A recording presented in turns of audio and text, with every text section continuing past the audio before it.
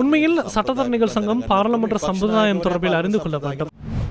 சுதேசி கோம்ப நாள் முழுவதும் உங்கள் மேனியை இயற்கையாக காத்திடுங்கள்.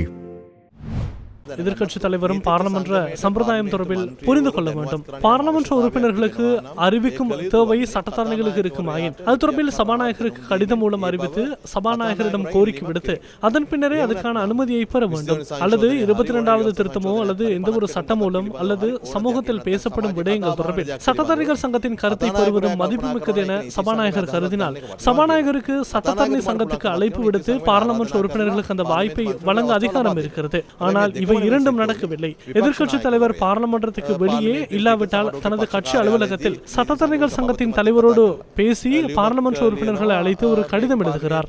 எதிர்க்கட்சி தலைவருக்கு எந்த ஒரு விடயம் தொடர்பாகவும் பாராளுமன்றத்தின் ஒட்டுமொத்த உறுப்பினர்களையும் அழைக்க உரிமை இல்லை. அவர் தனது குழுவை எதிர்க்கட்சி தலைவர் அலுவலகத்துக்கு அழைத்து சட்டத்தரணிகள் சங்கத்தின் தலைவரையும் செயலாளரையும் அழைத்து அங்கு கலந்துரையாட முடியும். ஆனால் அவ்வாறானது ஒரு பாரம்பரியம் இல்லை.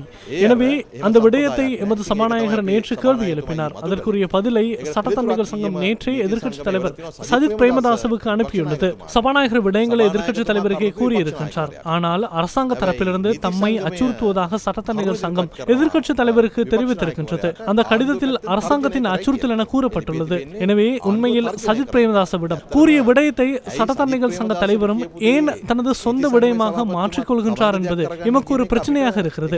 சட்டத்தரணிகள் சங்கம் ஏன் பதற்றம் அடைய வேண்டும்? மற்றைய விடயம் சட்டத்தரணிகள் சங்கத்துக்கு எப்படி அச்சுறுத்தல் விடுக்கப்படும் என கூற எந்த உரிமையும் இல்லை. நாம் எதிர்க்கட்சி தலைவர் சஜித் பிரேமதாசவுக்கு பாராளுமன்ற பாரம்பரியம் தொடர்பில் விடயங்களையே தெளிவுபடுத்தி இருக்கின்றோம். அதையே சட்டத்தரணிகள் சங்கத்தின் தலைவர் கையெழுத்திட்டுள்ளார். அச்சுறுத்தலாக பின்னர் அது தவறு என கூறுகின்றார்.